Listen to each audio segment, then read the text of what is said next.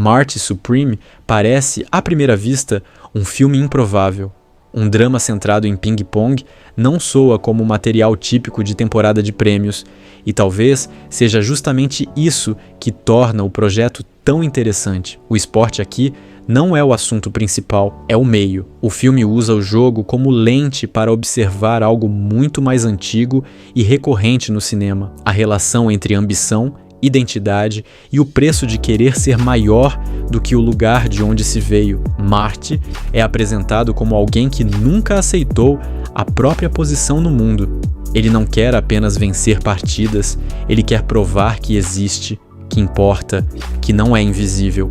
Existe nele uma certeza quase agressiva de que nasceu para mais, e essa convicção não vem acompanhada de calma ou maturidade, mas de pressa. Tudo em Marty é urgente.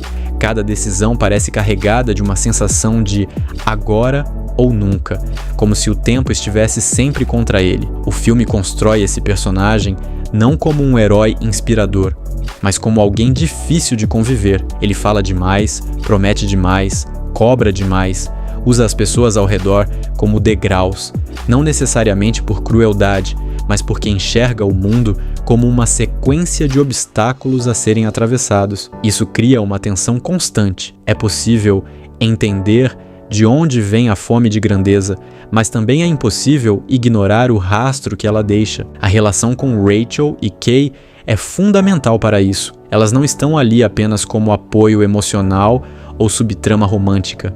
Elas representam duas formas de realidade que Marty tenta, de maneiras diferentes, evitar. Uma puxa para a vida concreta, com limites, responsabilidades e consequências. A outra encarna o tipo de vida que ele acha que deveria ter: mais status, mais validação, mais pertencimento a um mundo que sempre o manteve do lado de fora. Marty oscila entre essas duas forças, mas nunca parece totalmente presente em nenhuma delas, porque está sempre projetado para o próximo passo, para a próxima vitória, para o próximo reconhecimento.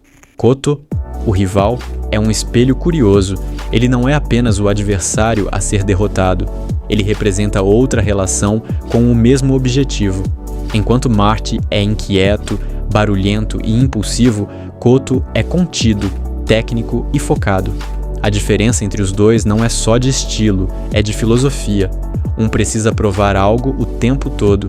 O outro parece simplesmente fazer o que faz. Isso torna os confrontos entre eles menos sobre quem é melhor no jogo e mais sobre duas formas de encarar o próprio valor. O ping-pong, nesse contexto, funciona quase como um símbolo. É um esporte rápido, preciso, que exige reflexo, leitura de movimento e controle emocional. Pequenos erros mudam tudo. O filme se aproveita disso para criar paralelos com o próprio Marty, alguém que vive num ritmo acelerado, que reage mais do que pensa, que aposta tudo em margens muito pequenas.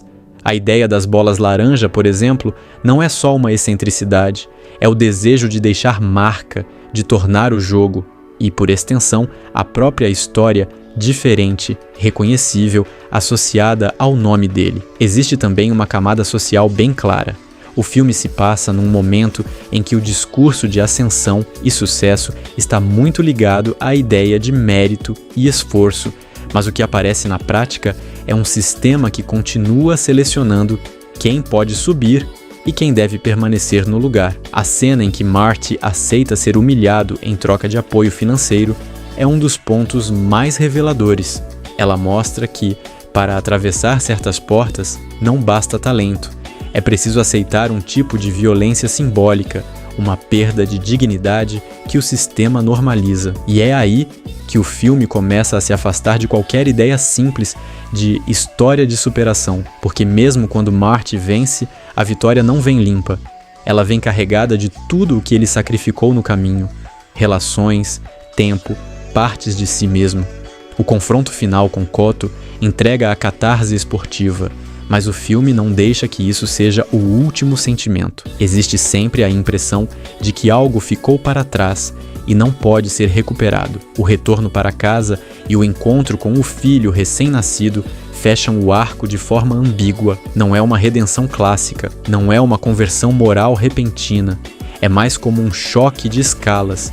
Depois de passar o filme inteiro lutando por uma ideia de legado, Marty se depara com algo que redefine completamente o que deixar algo para trás pode significar. A grande questão não é se ele mudou totalmente, mas se, pela primeira vez, ele é forçado a encarar que talvez exista outra medida de sucesso além da vitória pública. Do ponto de vista formal, o filme reforça tudo isso com escolhas de som e ritmo, o design sonoro caótico, a música que não se encaixa perfeitamente na época, a montagem nervosa. Tudo isso parece menos preocupado em criar conforto e mais interessado em colocar o espectador dentro do estado mental do personagem. O mundo é barulhento, instável, cheio de estímulos, porque Marty também é assim por dentro.